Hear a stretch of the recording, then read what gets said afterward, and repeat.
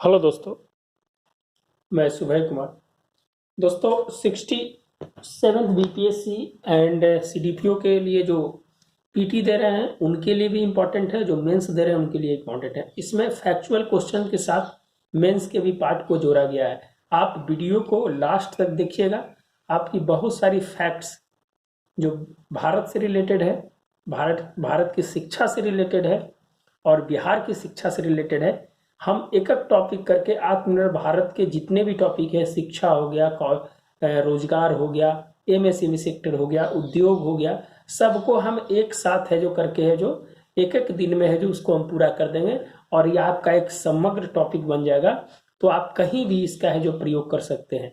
दोस्तों, वीडियो को अंत तक जरूर देखिएगा। आपको बहुत फायदा होने वाला वीडियो है, बहुत लाभ होने वाला वीडियो है। कम से कम 20 से 25 मैगजीन्स एंड पेपर्स और जितने भी जो आपके सोर्स ऑफ पीआईबी का डेटा, तो इस सब डेटा को है जो इसमें समाहित करने का प्रयास किया गया है। आप बहुत ही मजेदार टॉपिक है, आप देखिए और उसके बाद आपको लगेगा कि हाँ, यहाँ से हम कुछ सीख कर जा रहे हैं। यहाँ से आपको इतना सीख कर जाइएगा कि आप पीटी का भी 5 क्वेश्चन मार दीजिएगा और मेंस को भी आप है जो अपने स्तर से जो बना लीजिएगा। दोस्तों, हम आज शिक्षा के ऊपर बात करेंगे, फिर उसके बाद आगे उद्योग, कृषि, उसमें सब चीज है जो हम है जो एक एक करके है जो लाएंगे। कौशल विकास, सब चीज है जो उसको लाएंगे। आप है जो इस वीडियो को जरूर लास्ट तक देखें।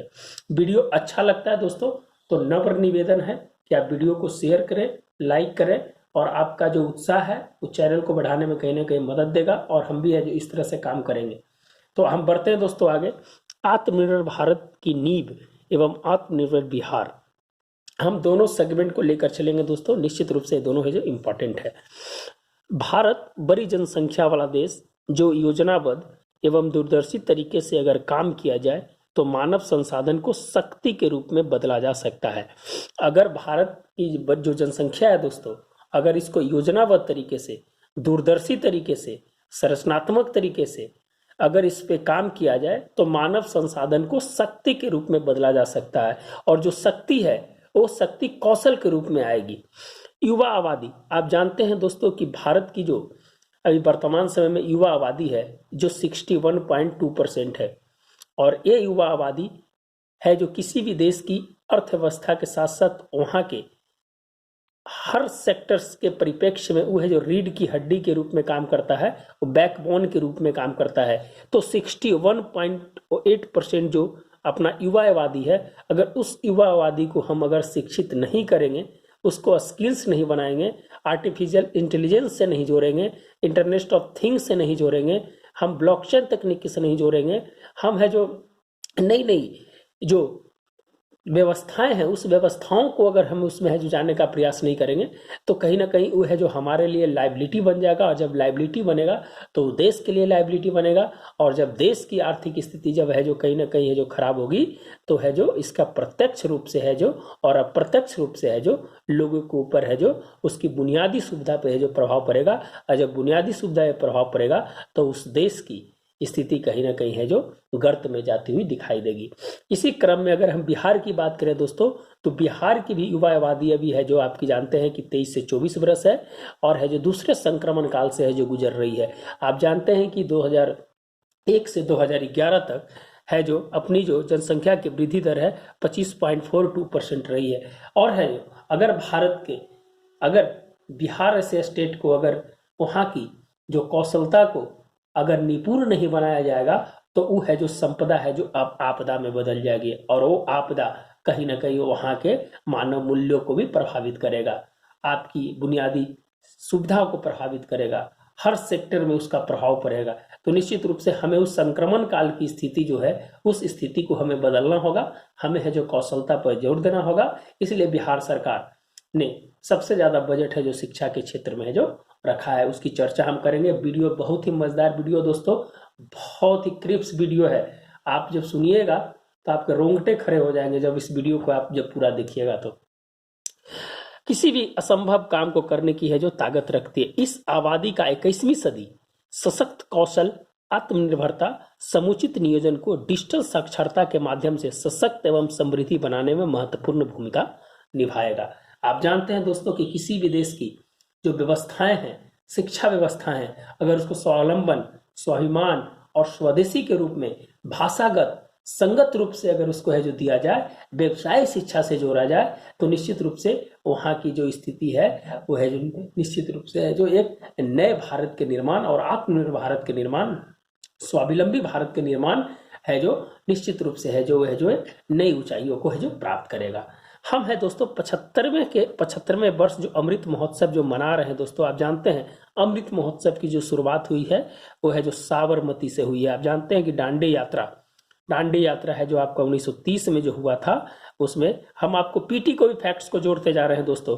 वो है जो 385 किलोमीटर की जो गांधी जी की यात्रा थी, और वहां जाकर जो दांडी यात्रा जो कर और नमक कानून को तोड़ा था, उसी के जो 91 वर्ष के बाद है जो हम अमृत महोत्सव मनाने का फैसला लिए हैं। और अमृत महोत्सव के जो चेयरपर्सन है वो खुद है जो पीएम है जो इसको है जो लीड कर रहे हैं दोस्तों। पहले ये है जो गृह मंत्री के पास था, अब है जो उसको पीएम लीड कर रहे हैं। तो अमृत महोत्सव 12 मार्च 2021 से 15 अगस्त 2023 तक 75 सप्ताह का है जो ये अमृत महोत्सव मनाया जा रहा है, हर सेक्टर में मनाया जा रहा है। हम आज शिक्षा के क्षेत्र में बात करेंगे और कैसे है जो ये अमृत महोत्सव हमारे लिए है जो 21वीं सदी के नए विकास की गाथा को लिखने के लिए बहुत ही महत्वपूर्ण होगा।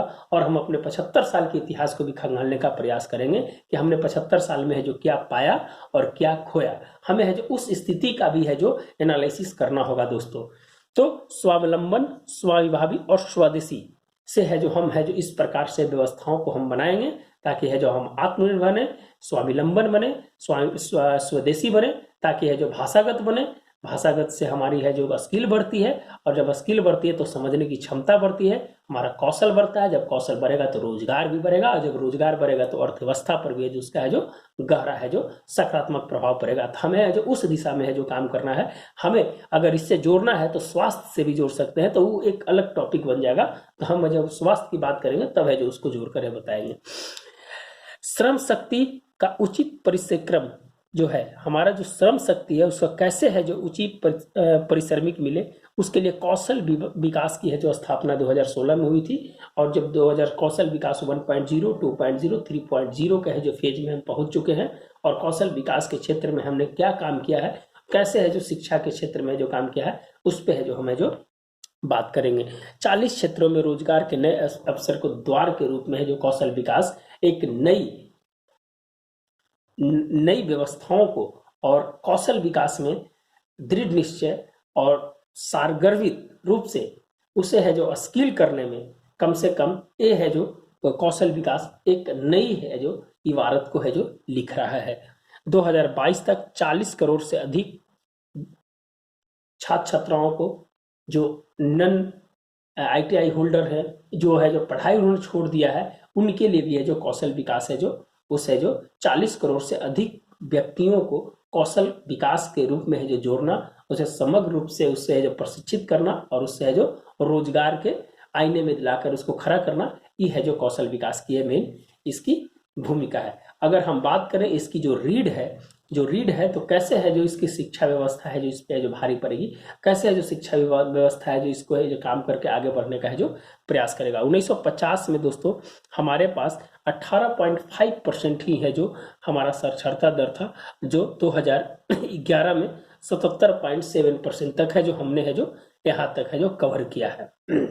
अगर बिहार की बात करें दोस्तों तो 71.8% पुरुष और 51.5% महिला और 61.2% है जो ये है जो टोटल है जो बिहार का है जो साक्षरता दर है।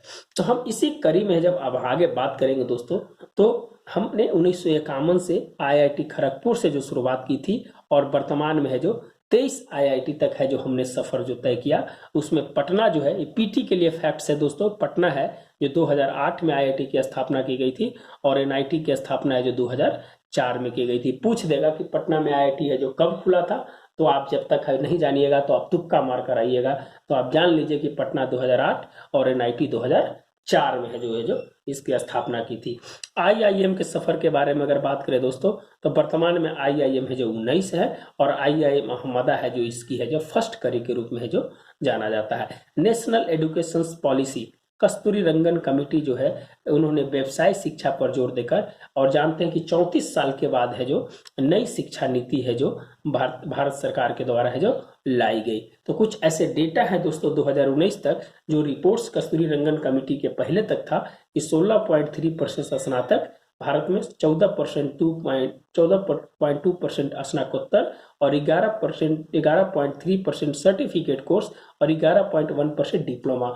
और जानते हैं दोस्तों कि आपके रिसर्च में 1.3% ही लोग हैं जो रिसर्च के लिए आगे जाते हैं, और इस पे जो जीडीपी का खर्च होता है 0.7% रिसर्च पे खर्च होता है। तो यहाँ हमने शर्मिंदगी की बात है कि किसी देश की 140 करोड़ आबादी में अगर रिसर्च पर 0.7% खर्च हो तो उस देश की है जो बौद्धिकता को कहीं ना कहीं है जो उसको गिग थ्योरी के माध्यम से उसे दूसरे देशों में है जो उसको खरीदा जाता है और उसकी कौशलता को उसको प्रयोग किया जाता है। तो हमें है जो ब्रेन ड्रेन थ्योरी से बचना होगा, हमें है जो रिवर्स ड्रेन थ्योरी की ओर है जो मूव करना होगा, हमें ब्रेन ड्रेन से है जो बचना होगा, हमें गेन की ओर आना होगा, हमें ड्रेन नहीं करना है। तो हमें है जो रिसर्च के ऊपर है जो काम करना है। यहाँ जीडीपी के बाद जीडीपी बढ़ाना है।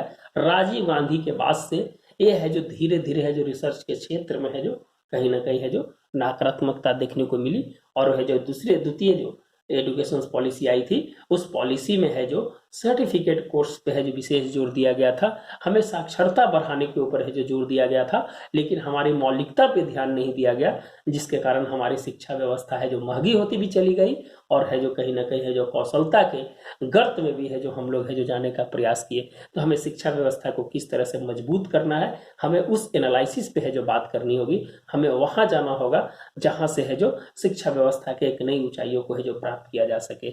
हमें बजट पे भी है जो बात करनी होगी। आप जब मेंस लिख रहे हैं दोस्तों या पीटी दे रहे हो तो ये सब इंपॉर्टेंट बात होता है कि कहां कहां से आपको पॉइंट्स को उठाना है लिखने के लिए, तो बजट भी इंपॉर्टेंट है। 2021-22 की अगर बजट में बात करें दोस्तों तो 93,000 करोड़ रुपया है जो 2001 सेंट्रल बजट में दिया गया है, जो टोटल बजट का है जो 2.67% है, और भारत का बजट है 34.83 लाख करोड़ है। उसमें है जो 2.67% है जो हमारा शिक्षा पर दिया गया है। उसमें 54,000 करोड़ रुपया है जो स्कूली शिक्षा पर, और 36,000 करोड़ रुपया है जो उच्च शिक्षा पर है जो दिया गया है।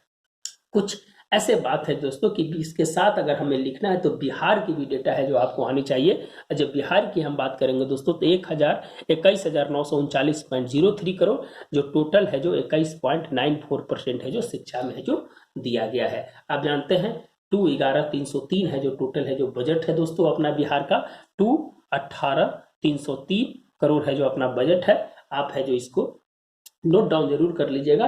ये पीटी के साथ साथ मेंस को भी आपको कहीं ना कहीं है जो आपको सकारात्मक रूप में है जो आपको एग्जाम में है जो आपको कहीं ना कहीं फायदा देगा। 2030 तक है जो बिहार सरकार के द्वारा साक्षर करने का 100% लक्ष्य रखा है। साक्षर का मतलब होता है दोस्तों कि 7 वर्ष से ऊपर ऐसे छात्र छात्राएं जिनको है जो बोलना आता है और पढ़ना और लिखना आता है, उसको है जो बोला जाता है कि वो है जो लिटरेसी रेट में उसको जोड़ा जाता है, किसको 7+ ईयर्स, जो 7 वर्ष के ऊपर हैं जो बोलते हैं और लिखते हैं उन्हें साक्षर माना जाता है। तो ये एक अलग पैमाना सेट किया गया है, उस पैमाने के ऊपर है जो इसको बात किया जाता है दोस्तों। अब है जो कुछ मेंस के स्पेशल फैक्ट्स पे हम बात करेंगे और जो है जो इम्पोर्टेंस होगा, इसीलिए है जो हम फर्स्ट पार्ट में पीटी को टाइप को लेकर आए थे और सेकंड पार्ट में हम मेंस टाइप को लेकर आए हैं। तो आपको दोनों समग्रता के बात है जो चलेगा। शिक्षा के बारे में समाज का दर्पण होता है दोस्तों।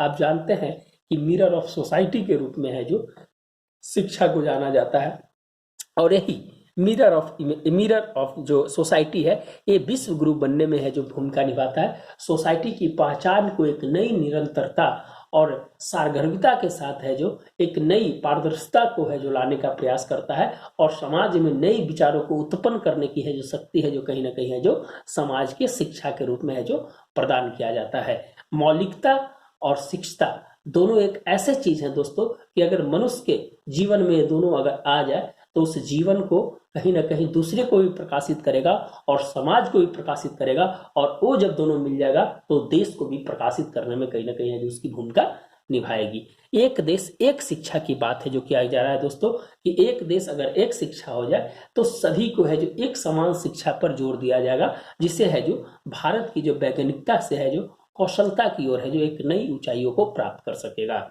महंगी शिक्षा पर हमें जोरदार प्रहार करने की जरूरत है। हमें है जो महंगी शिक्षा है जो कहीं ना कहीं है जो दीमक की तरह है जो एक वर्ग को है जो चाटने का प्रयास करती है, और बाकी जो वर्ग है वो अपनी जीवन कहीं ना कहीं है जो उसी स्कूल में बिताते हैं जहाँ पर उनकी ना है जो उनकी स्थिति सही होती है, ना उनके टीचर की क्वालिटी सही होती है, और न है जो वहाँ की इन्वायरमेंट सही होती है। तो हमें एक शिक्षा पर है जो जोर देने की बात है, एक बोर्ड बनाने की बात है, one nation one education policy करने की बात है। हमें RTI इसके लिए लाए थे दोस्तों, राइट टू एजुकेशन 2009 में लाया गया था, और राजस्थान फर्स्ट स्टेट था जो है इसको लागू किया था। और जो UPA 2 का शासनकाल में है जो राइट टू एजुकेशन एक्ट आया 2009 में, और 2010 से है जो इसको लागू किया गया। पहली बात है कि दोस्तों भारत विविधता वाला देश है। भारत हर एक 2 किलोमीटर पर अपनी भाषा और अपनी नई जो परंपरा है उसको है जो बदलने में है जो कहीं ना कहीं जो भारत का एक विविधता वाला देश रहा है। तो इस हमें जो एक शिक्षा जो है तो पश्चिम से पूर्व और उत्तर से दक्षिण में जो क्षेत्रीय विविधता है, तो इसके लिए एक कमेटी गठित होगी, और उस कमेटी में है जो क्या पढ़ना है नहीं पढ़ना है उस कमेटी है जो उसका है जो डिसाइड करेगी। तब है जो एक नए बोर्ड और एक नए पाठ्यक्रम की ओर है जो हम लोग चलेंगे। अगर आप बिहार में पढ़ते हैं दोस्तों तो 1857 की क्रांति, आप नॉर्थ में पढ़िएगा तो 1857 की क्रांति को आप ज़्यादा है जो महत्व दीजिएगा। लेकिन आप है जो आप नॉर्थ ईस्ट में जब पढ़िएगा तो रानी गौडोलू का है जो वहाँ की स्वतंत्रता के बारे में बात कीजिएगा। आप जब महाराष्ट्र में आ जाइएगा तो है शिवाजी के बारे में ज़्यादा पढ़ने का प्रयास कीजिएगा। आप जब है जो दक्षिण में चले जाइएगा तो दक्षिण आंदोलन की है जो बात है जो आप पढ़िएगा। तो हर जगह की शिक्षा की विविधता कहीं ना कहीं है जो एक समग्र रूप से जोड़ने का प्रयास करती है। जिस प्रकार से हमें है जो भारत विविधताओं से जोड़ने का प्रयास करता है, अनेकता में एकता करने का प्रयास करता है, उसी तरह शिक्षा को मूल्यों को है जो एक साथ जोड़ने का है जो प्रयास किया जाए, तब है जो हमारी शिक्षा व्यवस्था एक नई ऊंचाइयों को है जो प्राप्त करेगा। तो दोस्तों क्षेत्रीय विविधता को भी जोड़ने का प्रयास। डिजिटल शिक्षा की अगर बात करें दोस्तों तो डिजिटल शिक्षा है जो अभी वर्तमान समय में बहुत ही एक चैलेंजिंग है जो जॉब हो गया है। अगर जानते हैं दोस्तों कि भारत में मात्र है जो 77 करोड़ लोगों के पास है जो इंटरनेट उपलब्धता है, और उसमें एक भारतीय डेटा के अनुसार हम बात कर रहे हैं, उसमें भी अगर एक रिपोर्ट्स आया था इंडियन MEIT वाला, ministry of electronic information technology के द्वारा, कि 46% लोग है जो प्रयोग करते हैं, और कुछ ऐसे स्टेट है जहां पर 28% है जो इस मोबाइल का है जो प्रयोग करते हैं। अगर एक घर में अगर एक मोबाइल है उसके 3 बच्चे हैं तो एट ए टाइम एक ही है जो लोग देख सकते हैं। तो हमें इसके ऊपर भी है जो जोर करना पड़ेगा, मॉडल स्कूल बनाने होंगे, हमें है जो इस स्तर पे है जो काम करना होगा ताकि सबों को है जो शिक्षा का अधिकार को पूर्ति किया जा सके। राष्ट्रीय तकनीक शिक्षा फोरम बनाने की है जो बात की गई है। नेशनल इंस्टीट्यूट रैंकिंग फ्रेमवर्क उस शिक्षा के लिए बनाने की बात की गई है। 15,000 से अधिक आदर्श विद्यालय बनाने की बात की है। नेशनल करिकुलम फ्रेमवर्क 2005 के बेस को 2019 करने की बात की जा रही है। असेसमेंट एश्योरेंस शिक्षा देने की बात की जा रही है। बहुत सारे एप्लीकेशंस को जोड़ने का प्रयास किया जा रहा है। डायरेक्ट टू होम सर्विस से देने का प्रयास किया जा रहा है। स्वयं प्रभा आप जानते हैं कि पोर्टल है, दीक्षा पोर्टल है, शिक्षा पोर्टल है, इस माध्यम से है जो शिक्षा को आगे बढ़ाने का है जो प्रयास किया जा रहा है। हमारे शिक्षा नीति में 3 ऐसे आयोग बने जो आजादी के 18 साल के बाद अपना पहला आयोग जो RS कोठारी जो है जो कोठारी आयोग जो है जो सबसे पहले है जो शिक्षा के क्षेत्र में है जो इन्होंने कुछ रिकमेंडेशन है जो दिए थे कि किस तरह से जो शिक्षा को है जो आगे बढ़ाना है। दूसरी है जो राष्ट्रीय शिक्षा नीति 1986 में आई दोस्तों, और इस शिक्षा नीति के बाद नेशनल एजुकेशन पॉलिसी 2019 कस्तूरी रंगन कमेटी के समय में आई। तो शिक्षा के लिए जो आयोग बने वो है जो सकारात्मक रिपोर्ट दिए, कुछ रिपोर्ट्स को लागू किए गए, कुछ रिपोर्ट्स को लागू नहीं किए गए।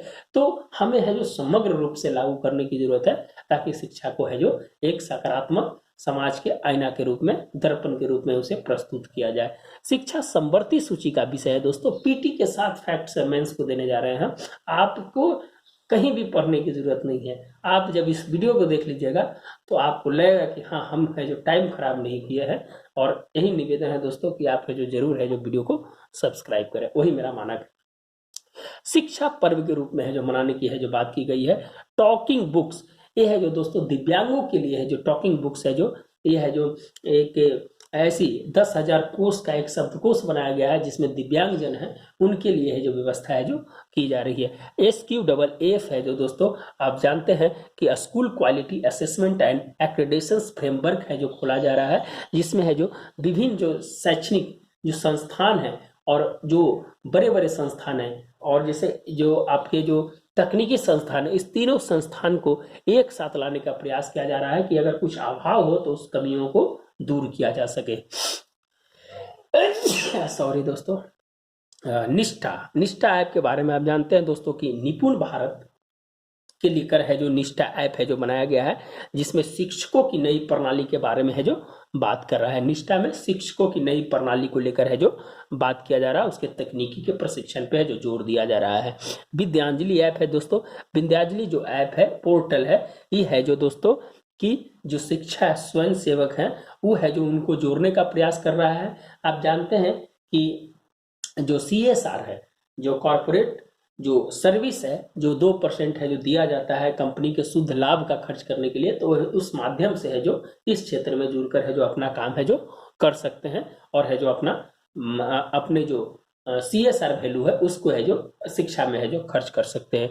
आगे है दोस्तों NDR, नेशनल डिजिटल आर्किटेक्चर्स की है जो व्यवस्था की गई है। इसमें है जो बैंकिंग क्षेत्र में UPI के माध्यम से, बैंकिंग क्षेत्र के माध्यम से जो शिक्षा में असमानता है उसको है जो मिटाने का प्रयास करेगा और है जो विश्व में सुपर कनेक्ट के रूप में है जो इसको देखा जा रहा है, जिसे है जो निजी क्षेत्र को भी आगे आने के लिए सरकारी स्कूल में अपनी भागीदारी देने के लिए है जो NDR, नेशनल डिजिटल आर्किटेक्चर है जो इसको बोला जाता है, जिसके माध्यम से है जो एक समग्र शिक्षा का विकास में है जो कहीं ना कहीं है जो ये सब पोर्टल है जो भूमिका निभाएगी। तो आप याद रखिएगा, शिक्षा पर्व, टॉकिंग बुक्स, SQFF, निष्ठा, विद्यांजलि, NDR, ये है जो दोस्तों कुछ इंपॉर्टेंट्स थे जो आपको वहां लिख सकते हैं। तो है जो आपको अभी वीडियो ज़्यादा लंबा हो जाएगा दोस्तों, इसीलिए इस सब के बारे में हम नहीं लिखे, नहीं तो आप बोलिएगा तो हम एक पेज का है जो अपने कम्युनिटी में डाल देंगे, आप उसको है जो पढ़ लीजिएगा। अब हम बिहार की बात करेंगे दोस्तों। बिहार की अगर बात करेंगे तो 7 निश्चय 1.0, आर्थिक हल युवाओं का बल प्लस 7 निश्चय 2.0, ये है जो 2020 से 25 है और 2015 से 20 है। अभी दोनों को जोड़कर आर्थिक हल युवाओं का बल और युवा शक्ति बिहार की प्रगति में स्टूडेंट क्रेडिट कार्ड, 12 लाख छात्र छात्राओं को इसको फायदा हुआ, मुख्यमंत्री स्वयं भत्ता योजना, कुशल युवा कार्यक्रम, भाषा एवं संवाद कौशल, कंप्यूटर नॉलेज, रोजगार एवं आत्मनिर्भरता और 2.0 में कौशल उद्यमिता विभाग, IIT पॉलिटेक्निक सभी जिलों में, मेगा स्किल सेंटर, उद्यमिता हेतु अनुदान। ये दोनों मिलकर दोस्तों जो योजनाओं के साथ साइकिल योजना, शताब्दी पोशाक योजना, डिजिटल साक्षरता अभियान, कल्याण, लॉट्स, टीचर एंड स्टूडेंट के लिए है जो भारत सरकार का एक लाइब्रेरी है जिसको लाइब्रेरी बोला जाता है दोस्तों, उसके माध्यम से अवसर बढ़े, आगे बढ़े जैसे अवसर को इसके माध्यम से है जो है डालने का प्रयास करेंगे, जिसमें कौशल प्रदान, नीतिगत ढांचा के रूप में, उद्यमिता के लिए नई नीति बनाने के रूप में, स्वच्छ एवं संगठित दृष्टिकोण के रूप में, टेक्नोलॉजी एवं डिजिटल प्लेटफॉर्म के रूप में है जो अवसर बढ़े और आगे बढ़े में है जो काम करेंगे, जिसका है जो प्रयास, रफ्तार, भाषागत समगत रोजगार, कॉमर्स, स्किल्स, लर्निंग जैसे माध्यम से शिक्षा की एक नई ऊंचाइयों को प्रदान किया जा सकता है, जिसे बिहार की ग्रॉस इनरोलमेंट रेट 13% से बढ़कर 30% करने का जो लक्ष्य रखा गया है, कहीं ना कहीं एक बहुत बड़ी भूमिका है जो निभाएगा। दोस्तों हम वीडियो को लास्ट में थोड़ा सा कंसाइज करने का प्रयास किए, ताकि मेरे पास जो कैपेसिटी है मोबाइल की कैपेसिटी कम है, इसीलिए किसी समय कट जाता फोन आपकी वीडियो, तो इसीलिए हम थोड़ा सा लास्ट में इसको है जो डालने का प्रयास किए, ताकि है जो आप है जो समझने का प्रयास करेंगे। तो दोस्तों आज वीडियो को हम यहीं तक रखते हैं दोस्तों, और शिक्षा के क्षेत्र में अभी जो भी और कुछ ऐसी होगी हम है जो आपको बताने का है जो प्रयास करेंगे। तो दोस्तों मिलते हैं नए वीडियो के साथ। धन्यवाद दोस्तों। और एक ही निवेदन है दोस्तों कि आपके लिए जो मेहनत है और जो मेहनत करते हैं, और मुझे है जो आपसे है जो सब्सक्राइब अपने दोस्त के बीच में भेजिए। आप अपने दोस्तों से है जो हमारे चैनल को लेकर है जो बात कीजिए कि हाँ है जो इस चैनल को आप देखिए, तो हमारा एक मनोबल बढ़ेगा दोस्तों। और हम आशा करते हैं कि आपके लिए जो मेहनत करते हैं आप भी मेरे लिए उसी प्रकार मेहनत कीजिएगा। और मिलते हैं फिर नए वीडियो के साथ। धन्यवाद दोस्तों।